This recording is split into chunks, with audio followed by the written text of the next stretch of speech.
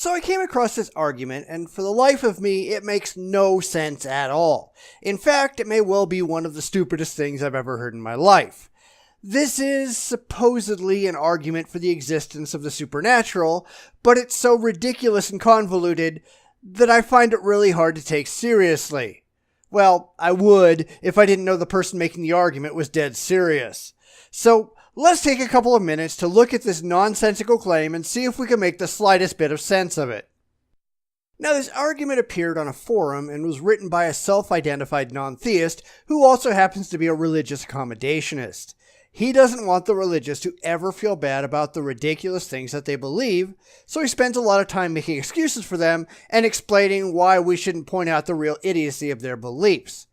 It doesn't matter how dumb the things these people believe are, he's going to be there to defend them, even though he doesn't buy into any of their claims on his own. So anyway, we're talking about the existence of the supernatural, and I point out, as I always do, that the religious can't even logically have a belief in the supernatural because they haven't got a single demonstrable example of the supernatural that they can even point to.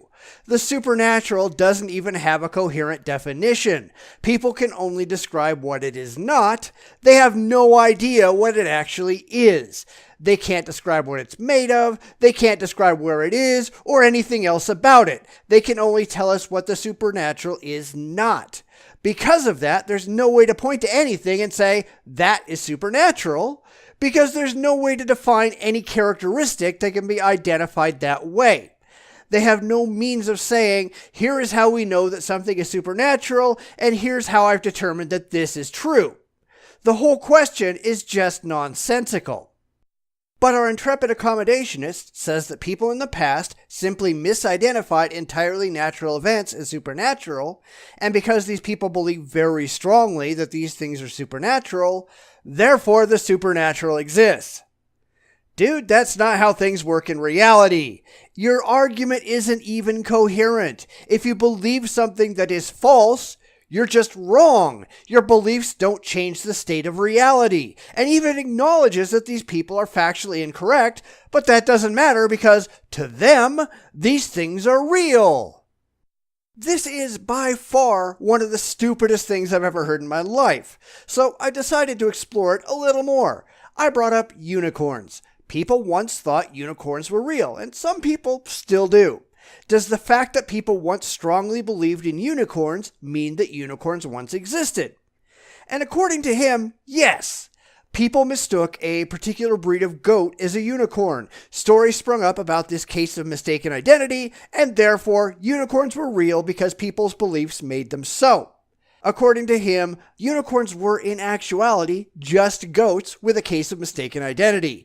That's not how this actually works. People who saw these goats made a mistake. They were simply wrong. They never saw unicorns, they saw goats. His attempt to redefine unicorns as mistaken goats makes no sense whatsoever. Unicorns have a very specific meaning. They're horses with a single horn with magical properties that can only be ridden by virgin maidens. This does not match the description of a goat. So long as this definition is not met, unicorns don't exist and never did. And he can't get this through his head. So, stupid me, I tried again. Dragons. People found the bones of dinosaurs and claimed that they had found dragons. They didn't know what dinosaurs were, dragons were mythical, these people were superstitious, and they made a factual error in identifying these fossilized bones. Dragons don't exist. Au contraire, he says, dragons do exist because these people strongly believed that they had found their bones, even if they were wrong. Their belief made the identification real, even if the identification was factually incorrect. Now by this time, I'm about ready to slam my head on the desk and hope for the sweet release of unconsciousness. This guy is really serious about this because he doesn't want the religious to have to face the uncomfortable prospect of having to admit that their beliefs are a load of horse shit, or unicorn shit as the case may be.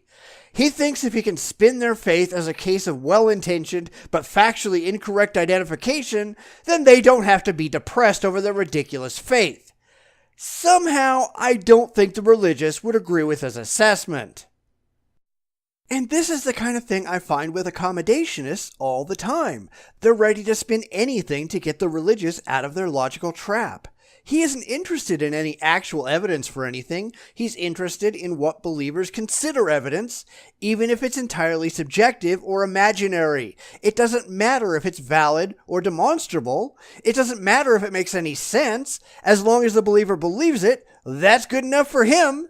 It makes their beliefs real, at least in their irrational little minds, and because they believe it's true, for them it's true, and if it's true for them, it's true, period. Even if it's not. Because truth has no objective meaning. And that's when you just want to punch these idiots because they're too stupid to live. I mean, for the theists, you can at least feel sorry for them because they're not smart enough to know better. But this imbecile knows better. He knows that religion is a complete load of nonsense, yet he has to make a case for people who buy into this complete load of nonsense that they can actually maintain their ill-deserved dignity and self-respect. Nobody should respect stupidity, especially somebody who knows better. So what do you think? Is there anything in this argument that's worth paying the slightest bit of attention to? I mean, I wish I could say he was the only one, but he's not. There's another one in the same forum thread who, while he acknowledges the idiocy of religion and a belief in the supernatural, constantly has to point out that the religious are going to believe it no matter what anyone says, so it's pointless to ever disagree because you can't possibly change their minds and there's no point in making them feel bad about something they're incapable of reconsidering. What the hell is wrong with these people? Someone explain!